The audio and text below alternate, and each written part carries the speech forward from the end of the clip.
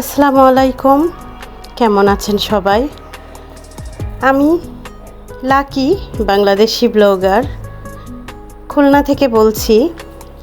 এই যে মাছগুলো দেখতে পাচ্ছেন, এই মাছগুলো আমার ভীষণ পছন্দ হয়েছে। আর আমি এই মাছগুলা এত সুন্দর করে রান্না করেছি, সবাই খেয়ে প্রশংসাই করেছে। আর এটা হলো শুটকি, আর এর ভিতরে পটলের চোষা, আবার আর হলো মিষ্টি কুমড়ার চোচা বা খোসা বলে, সেটা আমি এগুলা একসঙ্গে করে ভর্তাটা বানাবো। সত্যি খুব টেস্ট হয়েছিল, একটু ঝাল হয়েছে। আসলে আমি ঝালটা একটু বেশি খাই, তেমন কেউ খেতে পারে না আমার বাসায় ঝালটা, কিন্তু আমি ঝাল ছাড়া তো রান্নাই করতে পারি না, বা আমার রুচি হয় না খাইতে, আমার ভালো লাগে না ঝাল ছাড়া। তো এই যে তরকারিটা দেখতে পাচ্ছেন, এটাতে একটু লবণ বেশি হয়ে গেছে। সব কিছুই আপনাদেরকে বলে দিচ্ছি, কারণ যার যেমন রান্নার হাত তেমনই তো বলবো। এই মাছটা আমার ভীষণ পছন্দ হয়েছে। এর সঙ্গে আরও মাছ ছিল, আমাদের ভাষায় বলে বাইম মাছ, বগুড়াতে বলে গুচি মাছ। তো গুচি মাছ দিয়ে আমি একটা নতুন তরকারি রান্না করেছিলাম, সবাই পছন্দ করেছে। সেটা হলো কামরাঙ্গা দিয়ে, আলু দিয়ে, ছোট মাছ দিয়ে চচ্চড়ি করেছিলাম। এত মজা হয়েছে যে সবাই চেটে পুটে খেয়েছে। আর এই যে মিষ্টি কুমড়ার ভাজিটা দেখতে পাচ্ছেন, এটা বেশি মিষ্টি হয়ে গেছে। কুমড়াটা অনেক পাকা ছিল, তাই মিষ্টি কুমড়াটা মিষ্টি লেগেছে। তো আমি বেশি খেয়েছি সব কিছুর মধ্যে, কারণ সবজি যেভাবেই খাই না কেন আমার ভালোই লাগে। সবজি খাওয়াটা আমার অনেক দরকার, কারণ সবজি না খাইলে ভালো লাগে না। আমি কিন্তু খুব একটা মুরগি বা অন্য বড় মাছ এগুলা খেতে পারি না, ছোট মাছটা খেতে পারি। আর এই যে সবজি টবজি খেতে পারি, তাছাড়া আমি অন্য কিছু খেতেই পারি না।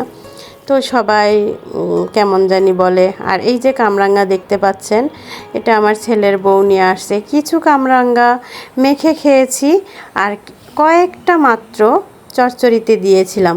দুঃখের বিষয়, চচ্চড়ির সেই ভিডিওটা আমি রাখতে পারি নাই, ডিলিট হয়ে গেছে। আর এই যে চচ্চড়িটা দেখতে পাচ্ছেন, এটা এত মজা হয়েছে, আমার হাজব্যান্ড খেয়ে খুব তৃপ্তি পেয়েছে। আর বিকালবেলা একটু মার্কেটে চলে আসলাম, আমার কিছু কেনাকাটা ছিল, অল্প কিছু কেনাকাটা। হাজব্যান্ডকে বললাম চলো একটু মার্কেটে যাই।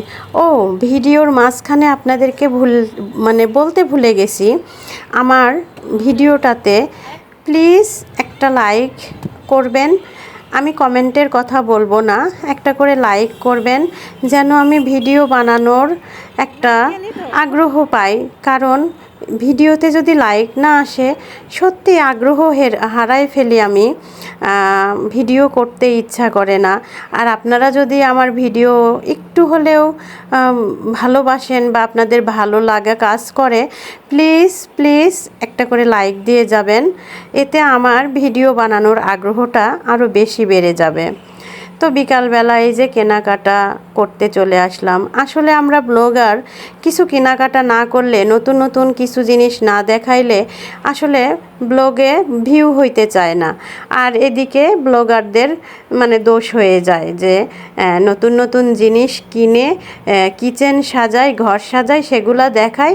এগুলা দেখে বউরা নাকি আবার বায়না ধরে। যেমন আমিও হাজব্যান্ডের পকেটটা খালি করে ফেলি, কেন এটা কিনে দাও, ওটা কিনে দাও, বায়নার আমার শেষ থাকে না।